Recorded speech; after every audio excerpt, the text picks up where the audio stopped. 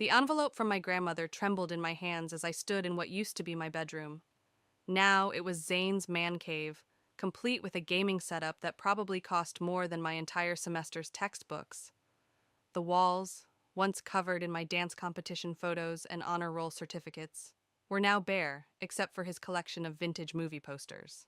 I'm Brooke, and this was supposed to be my triumphant return home for Christmas break after my first semester at college. Instead, I was standing in a stranger's room, feeling like an intruder in my own house. "Oh, honey, you're here!" Mom's voice carried up the stairs. "Zane helped me set up the pull-out couch in the den for you."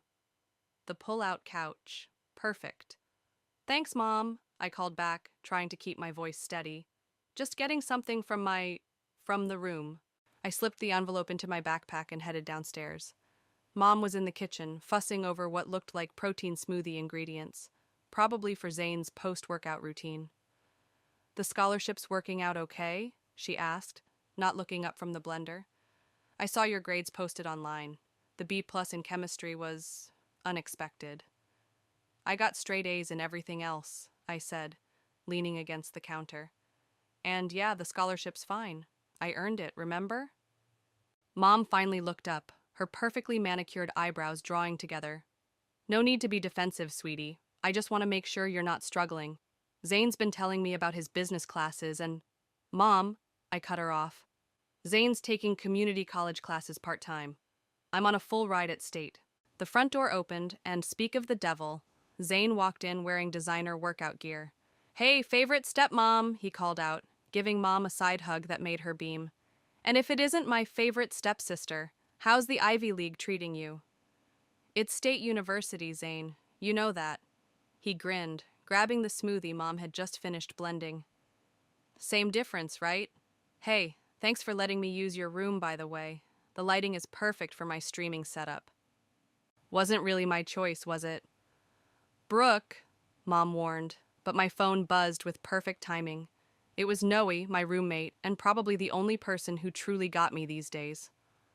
"Need to take this," I said, stepping out onto the back porch. The December air bit at my cheeks, but it was better than staying in that kitchen.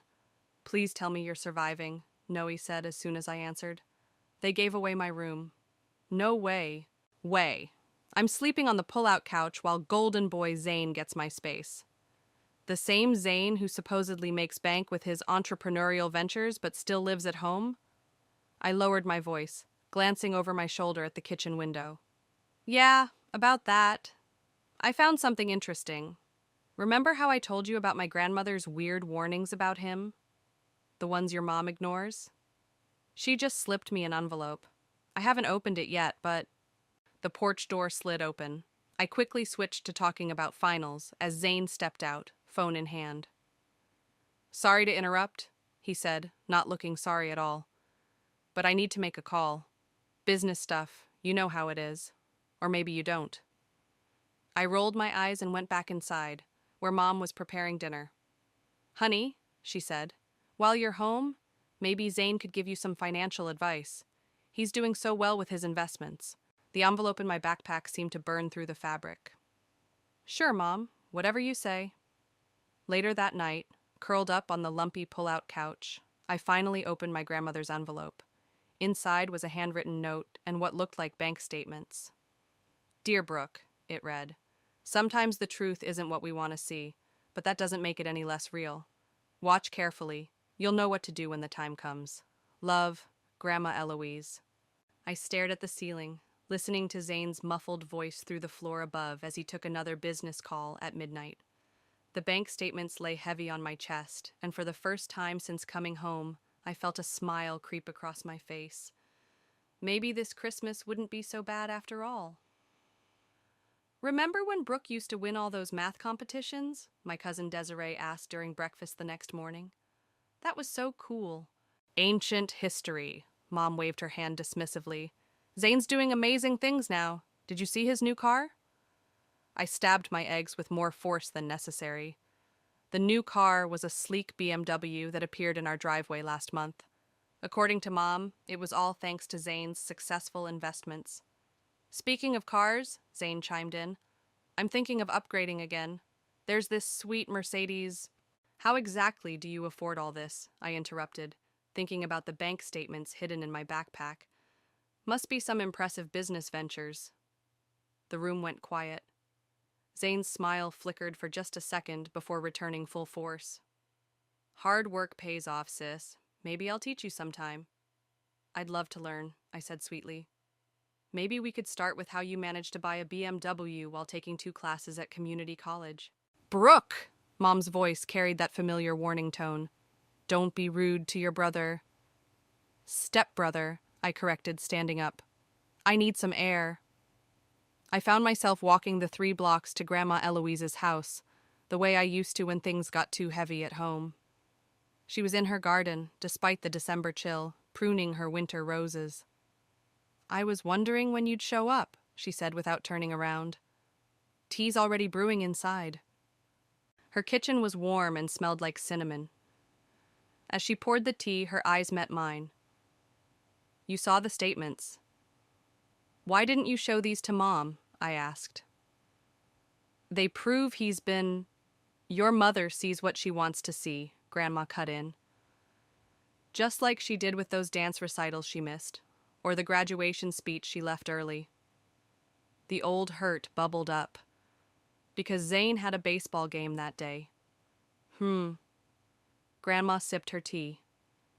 Tell me about college. It's different, good different. My roommate Noe, she's amazing.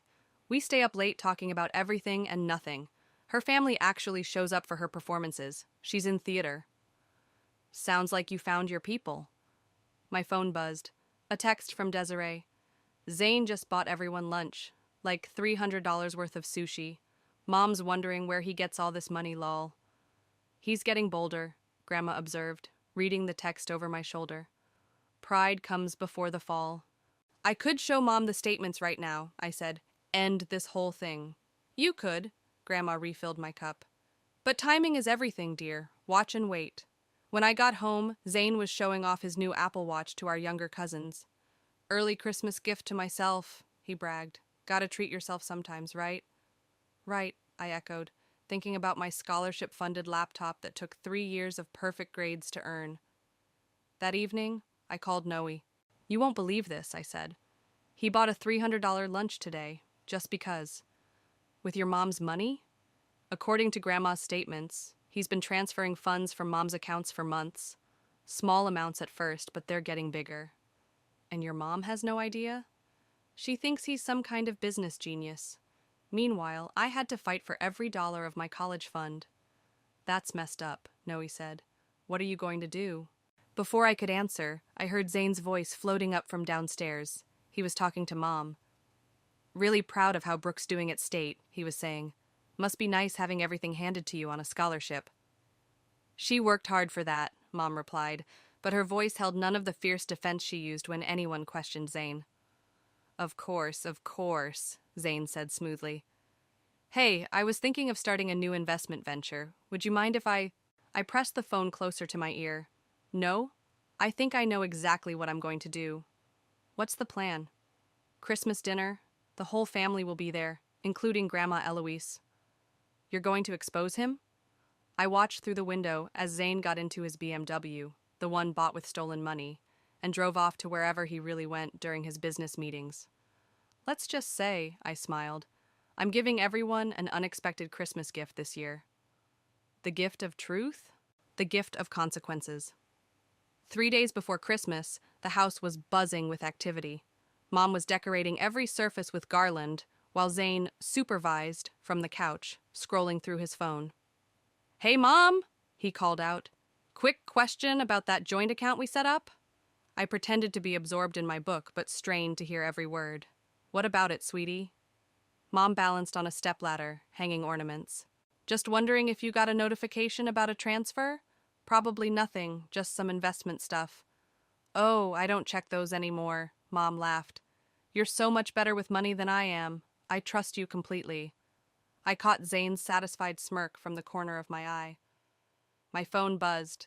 A text from Grandma Eloise. Coming over, bring those papers we discussed. 20 minutes later, we sat in her car parked a block away, reviewing the evidence. Look at this pattern, Grandma pointed to the statements. He started with $500 here, then $1,000 there. Now he's up to $5,000 transfers. And mom never checks? Your mother's always been selective about what she wants to see. Grandma's voice carried years of observation. Remember your 16th birthday? I did. Mom had forgotten about my driver's test because Zane had a college campus tour that day. I ended up taking the bus to the DMV alone. But this is different, I said. He's stealing from her. Is he? Grandma raised an eyebrow. Or is she giving him the attention and trust you always wanted? Before I could respond, my phone lit up with a call from Noe. You need to check Zane's Instagram, she said without greeting. Right now. I pulled up his profile and felt my blood boil. There he was, posing in front of a new gaming setup that looked suspiciously expensive. The caption read, "Hard work pays off. Blessed to be making my own way in life. Entrepreneur, Mark self-made." Self-made, I scoffed. More like mom-made. Keep scrolling, Noe urged. The next post showed him at a luxury car dealership. Big moves coming soon. Stay tuned for the next upgrade. He's planning something bigger, Grandma said, looking at the posts. Christmas is coming, and he'll want to make a show of his success. Back at home, I found Mom and Zane in the kitchen. He was showing her something on his laptop. See, the investment portfolio is doing great, he was saying. I could handle more capital if you're interested. Really make that money work for us. That sounds wonderful, Mom beamed. You're so good at this, Zane. I wish... She caught herself, but I knew what she was going to say. I wish Brooke had your financial sense. I wish Brooke was more like you. Later that night, I heard Zane on the phone in what used to be my room. Yeah, man, it's too easy, he was saying. She never checks the accounts. I'm telling you, by New Year's, I'll have enough for that Mercedes. No chance of getting caught. She trusts me completely. I recorded the conversation on my phone, hands shaking with anger and something else, anticipation. My phone buzzed with a text from Desiree. Did you see Zane's Insta? Mom's asking why I can't be more successful like him. Then another from Noe. You okay? Remember, 2 more days until Operation Christmas Truth. I was about to reply when I heard Mom and Zane talking downstairs. I was thinking, Mom said, maybe we should put the house in your name too. For tax purposes, you know? You understand all that financial stuff so much better than I do. That's a great idea, Zane replied smoothly. We can talk to a lawyer after the holidays. Speaking of which, you're going to love your Christmas gift. Let's just say it's substantial. I texted Grandma. He's going after the house. Her reply came instantly. Time to accelerate the plan. Tomorrow night. Family dinner. Be ready.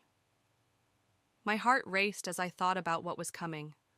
All those years of being second best, of watching Mom shower Zane with the love and trust I'd never received, were about to come to an end. I opened my laptop and started compiling everything. Bank statements, recorded conversations, Instagram posts, text messages. Each piece of evidence another nail in the coffin of Zane's carefully constructed facade. Merry Christmas, Zane, I whispered to myself. Hope you're ready for your gift. The pre-Christmas family dinner was Mom's tradition, always held the night before Christmas Eve. As I helped her set the table, Zane breezed through the kitchen in designer clothes that probably cost more than my entire college wardrobe. Need any help? He asked, already heading for the door. Actually, Mom began. Sorry, got a quick business meeting. Back in time for dinner. The door slammed behind him. He works so hard, Mom sighed proudly. Oh, that reminds me. Brooke, could you use the regular plates? Let's save the good china for tomorrow when Zane's giving his big announcement. My hand tightened around the stack of plates. What announcement? He wouldn't tell me exactly, but he said it's going to change everything. Isn't it exciting? I thought about the conversation I'd overheard about putting the house in his name. Yeah, really exciting. My phone buzzed with a text from No. Ready for tonight? Before I could respond, Grandma Eloise arrived early, carrying a thick manila envelope. Just some old family photos, she said loudly, winking at me. Thought we could look through them after dinner. We worked in the kitchen together while Mom went to change. You're sure about this? Grandma asked quietly. Once it's done, there's no going back. He's going after the house, Grandma. the house Dad left for us. She nodded grimly. I've added the latest bank statements. The transfer he made yesterday was for $10,000. The doorbell rang. Family members started arriving. Aunts, uncles, cousins.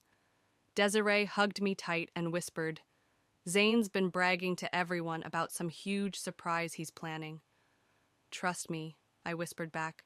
"The surprise tonight isn't going to be his." Zane returned just as Mom was calling everyone to the table. He had that familiar smug look, the one he wore when he knew he'd gotten away with something. "Before we start," he announced, standing at the head of the table, Dad's old spot, "I just want to say how blessed I feel to be part of this family, especially you, Mom." He smiled at my mother. "Your trust means everything to me." I caught Grandma's eye across the table. She gave me the slightest nod. "Speaking of trust," I said, standing up. My heart hammered, but my voice stayed steady. "I have something to share, too." "Brooke," Mom frowned. Zane was speaking. "No, this can't wait." I pulled out my phone. "I want to play something for everyone." Zane's recorded voice filled the dining room. "Yeah, man, it's too easy. She never checks the accounts." The color drained from his face. Mom looked confused. "What is this?" "Show them," Grandma said quietly, sliding the manila envelope across the table. My hands shook as I pulled out the bank statements. "Mom, look at these. Really look at them. All those transfers from your account, they weren't investments. They were theft." "That's ridiculous," Zane laughed, but it sounded hollow. "Mom, you know me?" "The BMW?" I continued. "The designer clothes, the gaming setup, all bought with money he's been stealing from you for months." "These could be faked," Zane said quickly. "She's just jealous of my success." "Call the bank," I challenged. "Right now. Check your accounts. See how much is left." The room was silent, except for the sound of Mom's shaking hands as she pulled out her phone. She logged into her banking app, something she hadn't done in months. "Oh my God," she whispered. "Mom, I can explain," Zane started. $70,000? Her voice cracked. "How could you?" "And he was going to take the house," I added. "Weren't you, Zane? That was tomorrow's big announcement?" He stood up so fast his chair fell backward. "You don't understand. I had investments lined up, deals ready to go. I was going to pay it all back." "Like you paid back the money you took from your last stepmother?" Grandma's voice cut through his protests. "Yes, I checked into that too." Mom's face crumpled as the truth sank in. Years of blind trust shattered in minutes. "I think," my uncle said, standing up, "we should call the police." "No." Zane backed away from the table. "No, you can't." But Mom was already dialing, her other hand clutching the bank statements. As chaos erupted around us, I felt a strange mix of triumph and sadness. Not for Zane. He deserved everything coming to him. But for Mom, whose perfect world had just imploded. Grandma squeezed my hand under the table. "Truth hurts," she whispered, "but lies hurt more." Through the dining room window, I watched Zane's BMW speed away into the night. He wouldn't get far. The police had his name, his photo, and evidence of his theft. Some Christmas gifts, it turns out, come wrapped in consequences. The police found Zane at a highway motel just past midnight. While they took him in for questioning, our house became a crime scene of a different sort. Investigators combing through financial records, aunts and uncles making frantic calls, and Mom sitting silent at the kitchen table staring at nothing. "I should have seen it," she kept whispering. "All those signs." I sat across from her, pushing a cup of tea closer. "Mom?" "No," she cut me off. "Don't try to make me feel better. I chose him over you every time, and look what he did." My phone lit up with a text from Noe. "How are you holding up?" Before I could respond, Detective Rivera walked in with more papers. "Mrs. Oliver? We found evidence of previous fraudulent activities. Your stepson has quite a history." "Previous activities?" I asked. "3 other families," she said, laying out documents. "Same pattern each time. He'd charm his way in, gain trust, then drain accounts. His father, your husband," she nodded to Mom, "had no idea. He's on his way here now." Mom's hands trembled as she reached for the papers. "The college fund he said he was managing, my retirement account." We'll recover what we can, Detective Rivera assured her. He didn't have time to hide most of it. Grandma Eloise appeared with fresh coffee for everyone. Brooke, she said softly, why don't you take a walk with me? Outside, the Christmas lights seemed too bright, too cheerful. We walked in silence until reaching the park where I used to practice dance routines. Your mother called me earlier, Grandma said. Before you came down for tea, she was crying. About Zane? About you. Grandma sat on a bench, patting the space beside her. She said she finally understood why you worked so hard for that scholarship. You weren't just trying to get into college. You were trying to escape. My throat tightened. I couldn't stay, not with him there, taking everything. I know, dear. And now your mother knows too. She pulled out her phone, showing me a text from Mom sent just minutes ago. How do I even begin to make this right with Brooke? Back at the house, we found Mom in my old room, Zane's room, taking down his posters. I want you to have your room back, she said without turning around. If you want it. Mom, I kept every article about your competitions, she continued, voice breaking. Every honor roll certificate. They're in a box in my closet. I never hung them up because Zane said it might make him feel bad about his grades. God, I was so stupid. You weren't stupid, I said. You were manipulated. We all were. She finally turned to face me, eyes red. When did you get so wise? Probably around the time I realized I had to save myself. And you. The front door opened downstairs. More police, more questions. Mom squared her shoulders. We should go down, she said. But Brooke? Tomorrow. Tomorrow I'd like to hear about your semester. Really hear about it. Everything I should have asked before. My phone buzzed again. Desiree. Holy shit, they found 3 more families he scammed. It's all over the local news. Then Noe. You okay? Need me to drive up? And finally, an unknown number. This is Stephen, Zane's father. I am so sorry for what my son did to your family. Please tell your mother I'll help make this right. Mom was already halfway downstairs when she turned back. Brooke, thank you for being stronger than I was. We're both strong, I said. We just forgot for a while. In the living room, Detective Rivera was laying out more evidence. Bank statements, forged documents, a trail of destruction across 3 states. Mom sat down to face it all. And this time, when she reached for my hand, I didn't pull away. Grandma brought out the photo albums, real ones this time, filled with family pictures from before Zane, before the lies, before we lost ourselves trying to be what he wanted us to be. Look, Mom said softly, pointing to a photo of my first dance recital. You were always so determined, so sure of yourself. When did I stop seeing that? It doesn't matter, I replied. You see it now. Outside, carol singers were making their way down the street. Tomorrow was Christmas Eve, and nothing would be the same. But as I watched Mom finally seeing the truth about Zane, about herself, about me, I realized different didn't mean worse. Sometimes, I thought, the best gifts come wrapped in hard truths and second chances. Christmas Eve morning brought a fresh wave of chaos. Reporters camped outside our house, their cameras flashing every time someone walked past a window. Mom sat at the kitchen table with Stephen, Zane's father, going through more paperwork. The house is safe, Stephen assured her. He never got the chance to file those documents, and I'll help recover whatever else I can. I trusted him with everything, Mom said, her voice hollow.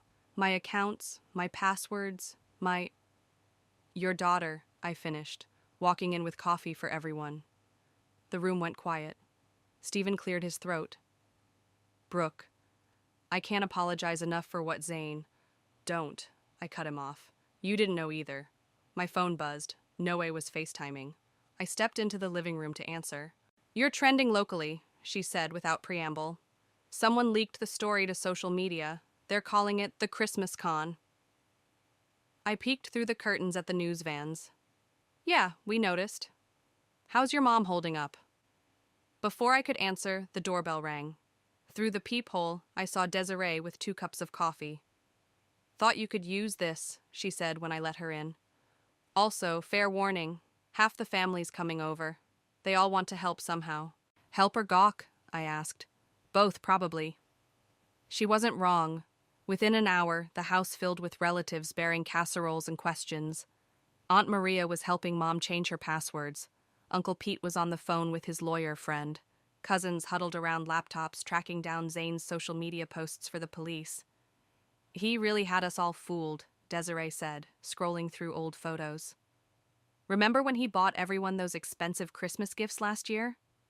With Mom's money, I reminded her. Grandma Eloise arrived with lunch for everyone. As she sat up in the kitchen, Detective Rivera returned with updates. We've frozen all the accounts we could find, she said, and we've located most of the major purchases. The car, the electronics, they'll be repossessed. What about Zane? Mom asked. He's not talking much, but with the evidence we have, he's looking at significant time. The other families are pressing charges too. My phone lit up with another text from an unknown number. This time, it was Zane. Tell Mom I'm sorry. I'll pay everything back. Please don't do this.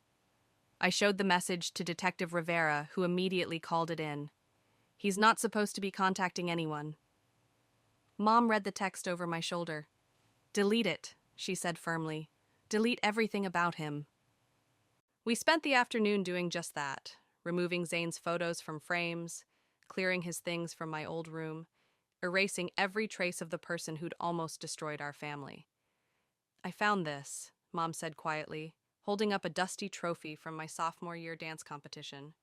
It was in the attic. I'm putting it back where it belongs. As she placed it on my shelf, more relatives arrived. The house hummed with activity, people making calls, sharing information, offering support. It wasn't the Christmas Eve we'd planned, but it felt more real than any holiday with Zane had ever been. Your cousin Sarah's husband is an accountant, Grandma told Mom. He's offering to help sort out the finances. And my friend's dad is a security specialist, Desiree added. He can help set up better protection for the accounts. I stepped outside for air and found Stephen sitting on the porch steps. I keep thinking about all the signs I missed, he said. The expensive gifts, the constant money talk, the way he'd pit people against each other. He was good at what he did, I replied. Really good.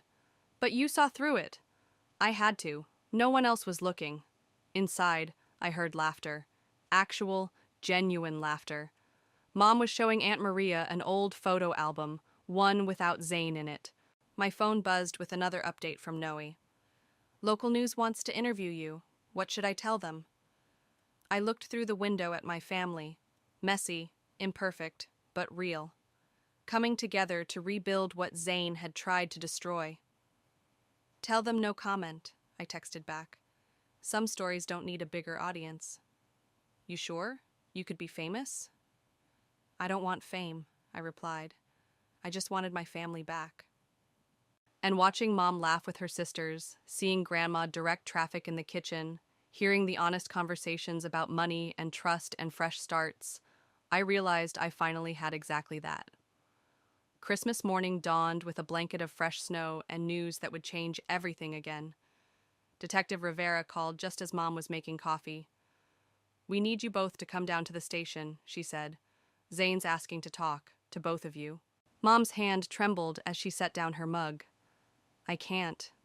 You don't have to, I said quickly. Actually, Detective Rivera interjected through the speaker, his confession could help recover more of your assets, and there might be other victims we don't know about. 20 minutes later, we sat in a stark interview room. Mom gripped my hand under the table as Zane was led in, wearing an orange jumpsuit that made him look smaller, younger somehow. Mom, he started, then caught himself. Giselle, Brooke, Save it, I cut him off. Just tell us where the rest of the money is. He slumped in his chair. Some of it's in offshore accounts. I'll give you the details. But first, I need you to understand. Understand what? Mom's voice was steel. How you manipulated me, used me, turned me against my own daughter? I never meant... Stop lying, I snapped. That's exactly what you meant to do. We found the others, Zane. The other families. This is your pattern. His facade cracked. Fine. You want the truth? I targeted you because you were perfect. A widow with a teenage daughter looking for a ready-made family. So desperate to believe in something good that you'd ignore every red flag. Mom flinched but didn't look away. The money. Where is it? He listed accounts, passwords, hidden investments. Detective Rivera took notes while another officer recorded everything. When he finished, he looked directly at me. How long did you know? Long enough, I replied. Grandma helped me put it together. Ah, Eloise. He actually smiled. The only one I couldn't fool. Should have known she'd be my downfall. No, Mom said firmly. Your own actions were your downfall. We're done here. As we stood to leave, Zane called out, Wait, there's something else you should know. Book him for the additional charges, Detective Rivera told her colleague. We're finished. Outside the station, Mom broke down. I let him into our lives, into our home. I chose him over you, over and over. Mom, stop. I hugged her tight. You're not the first person he's fooled, and you won't be the last. But you're one of the few brave enough to face it. My phone buzzed. Grandma asking how it went. As I typed a response, Detective Rivera emerged with more papers. We've located 3 more accounts, she said. And there's something else. We found evidence that Zane was planning to marry into another wealthy family next summer. He was going to disappear with everything right after. Mom straightened her spine. Well, he won't be attending any weddings where he's going. Back home, the family had gathered again. Desiree met us at the door with hot chocolate and news. They found his storage unit, she said excitedly. All the gifts he gave everyone. They were bought with stolen money, so they have to be returned. But look what we found in there. She led us to the living room, where amid boxes of evidence sat my old dance trophies and photos, the ones I thought Mom had thrown away. He kept them, I whispered. Control, Grandma said from her armchair. Keeping pieces of your life, your achievements, hidden away. That's what abusers do. Not anymore, Mom declared. She started hanging the photos right then and there in prominent spots around the living room. These belong where everyone can see them. My phone lit up with a news alert. Christmas con artist faces multiple charges across 3 states. Below was Zane's mugshot, his confident smile finally gone.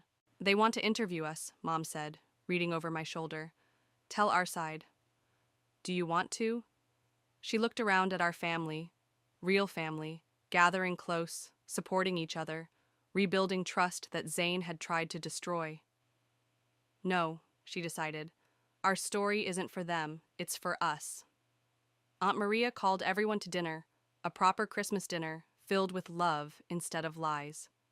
As we sat down, Mom squeezed my hand. Merry Christmas, sweetheart. I'm so sorry it took all this for me to see clearly. Merry Christmas, Mom, I replied. Better late than never. And as our family passed dishes around the table, sharing real stories and genuine laughter, I realized something. Sometimes the best gifts aren't wrapped at all. Sometimes they're simply the truth, finally set free. The day after Christmas, Mom and I sat at our kitchen table with stacks of paperwork, sorting through the aftermath of Zane's deception. Detective Rivera had recovered most of the stolen money, but the emotional wreckage still needed cleaning up. Another card from his previous victims, Mom said, opening an envelope. They want to start a support group. That might actually help, I replied, watching her add it to our keep pile. The doorbell rang. Steven stood there holding a box. Found more of your things in Zane's storage unit, he said. And I wanted to give you this. He handed Mom an envelope containing a cashier's check. It's not much, but it's everything I have in savings. I know it won't make up for what he did, but keep it, Mom said firmly. You're not responsible for his actions. Neither are you, he replied quietly. As Stephen left, Grandma Eloise arrived with Desiree. They'd been helping track down and return all the gifts Zane had bought with stolen money. The BMW's been repossessed, Desiree announced. And guess what? That successful business he claimed to run? It was just a website template he bought for $50. My phone buzzed. Noe sending me my class schedule for next semester. You should see the comments on his old Instagram posts, she texted. Everyone's calling him out now. Speaking of school, Mom said, I've been thinking, would you consider moving back home, now that your room is yours again? I looked around at the walls now covered with my achievements, my photos, my life. Actually, I think I need to stay on campus. Not because I want to run away anymore, but because I've found my place there. Instead of looking hurt, Mom smiled. I'm proud of you, you know that? Not just for exposing Zane, but for building your own life despite everything. Despite me? She added softly. Mom? No, let me finish. I spent so long trying to replace what we lost when your father died that I nearly lost you too. But you never lost yourself. You stayed strong, stayed true. I want to learn how to do that. The front door opened as more family members arrived. Aunt Maria carrying fresh coffee, Uncle Pete with more paperwork from his lawyer friend, cousins bringing lunch. The news vans are finally gone, Aunt Maria reported. But you've got about 50 messages from reporters wanting interviews.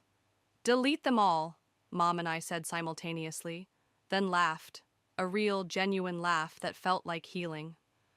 Grandma Eloise pulled out an old photo album I'd never seen before. Found this while cleaning out my attic, she said.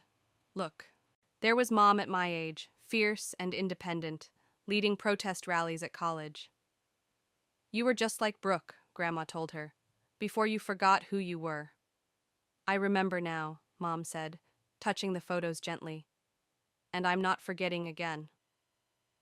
Detective Rivera called with updates. Zane had confessed to everything, hoping for a lighter sentence. The other families were pressing charges. His previous stepmother wanted to meet us. Strength in numbers, Mom said after hanging up. We're all going to meet next week. Support each other through the legal process. You don't have to do this alone anymore, I reminded her. Neither of us do. Desiree was scrolling through her phone. The local paper posted an article about financial abuse and how to spot it. They interviewed that therapist you recommended, Grandma. Knowledge is power, Grandma said, and power shared is power multiplied. As evening fell, our house stayed full of family, real family, not the perfect image Zane had tried to force us into. Mom and Aunt Maria were planning self-defense classes together. Uncle Pete was helping set up new security measures for everyone's accounts. Cousins shared stories of red flags they'd noticed but been afraid to mention. You know what? Mom said, looking around at everyone. For the first time since your father died, this feels like home again. My phone lit up with another text from Noe. Ready to come back to school next week? We've got that dance showcase to prepare for. I showed Mom the message. Go, she said immediately. Dance your heart out. I'll be there this time. Front row. Promise. Promise. No more missing the important moments. Outside, the Christmas lights still twinkled, but they didn't seem artificial anymore. They were just lights, illuminating a family finding its way back to truth, back to each other. We're going to be okay, I said, and for the first time in years I completely believed it. Mom hugged me tight. We already are.